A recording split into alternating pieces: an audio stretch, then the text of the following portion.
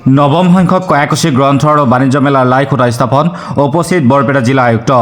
বৰপেটা জিলা আয়ুক্তৰ ৰোহন কুমাৰ ঝাৰ লগতে কয়াকুছি গ্ৰন্থ আৰু বাণিজ্য মেলাৰ পৃষ্ঠপোষক বিধায়ক জাকিৰ হুছেইন সিকদাৰে উক্ত লাই খুঁটা স্থাপন কৰে। উক্ত লাই খুঁটা কাৰ্যসূচীত বৃহত্তৰ কয়াকুছি অঞ্চলৰ লগতে বিভিন্ন প্ৰান্তৰ পৰা অগণন লোকৰ উপস্থিতিত উক্ত লাই খুঁটা স্থাপন কৰা হয়।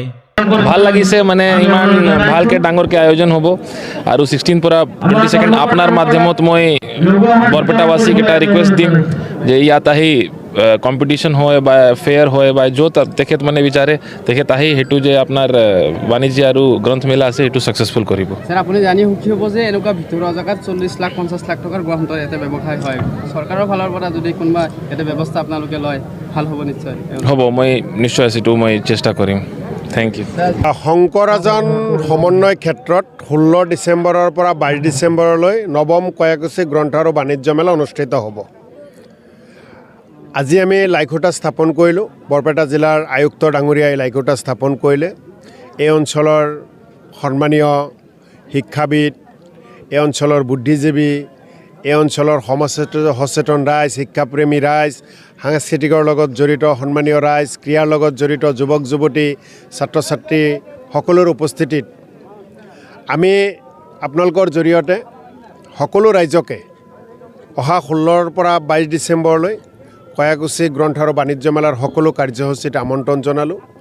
আৰু আমি কয়াকুছি গ্ৰন্থ আৰু বাণিজ্য মেলাই প্ৰতিটো মুহূৰ্তত ভাতৃত্ববোধৰ কাৰণে আমি কাম কৰোঁ। গুৰুজনাই যি বৰ অসম আমাক দি থৈ গৈছে, যি বৰ অসম গঢ়ি থৈ গৈছে, আজান ফকীৰ ডাঙৰীয়াই অসমত শান্তিৰ যিটো বাণী বিলাই আমাক একত্ৰিত কৰিছে, যি অসমীয়া হিচাপে সদায় আমি কওঁ আমি শংকৰ আজানৰ দেশৰ মানুহ, সেই শংকৰ আজানৰ এজন অসমীয়া সন্তান হিচাপে কয়াকুছি অঞ্চলৰ বৃহত্তৰ কয়াকুছি অঞ্চলৰ ৰাইজে সকলো সময়তে ইয়াতে সমন্বয়ৰ কাৰণে কাম কৰে, ভাতৃত্ববোধৰ কাৰণে কাম কৰে।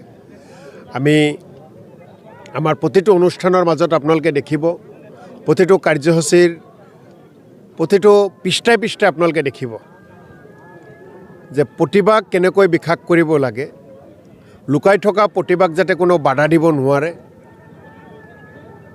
এনেকুৱা আমি কিছু কাৰ্যসূচী ইয়াত আমি কৰোঁ, যি কাৰ্যসূচীৰ জৰিয়তে সমাজৰ উত্তৰণ হয়, ল'ৰা ছোৱালীখিনি উপকৃত হয়।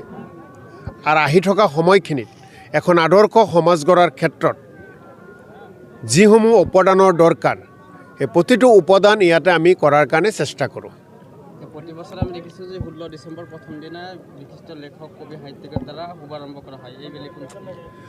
এইবেলি আমাৰ এতিয়ালৈকে আপোনালোকক সম্পূৰ্ণ তালিকা ক'ব নোৱাৰোঁ, তথাপি এই কয়াকুছি গ্ৰন্থ আৰু বাণিজ্য মেলাৰ শুভ উদ্বোধক আমাৰ অসমৰ এখন জনপ্ৰিয় মানে চেনেল, মিডিয়া চেনেল ND24ৰ মুখ্য কাৰ্যবাহী সম্পাদক ৰাজদীপ বাইলুং বৰুৱা ডাঙৰীয়াই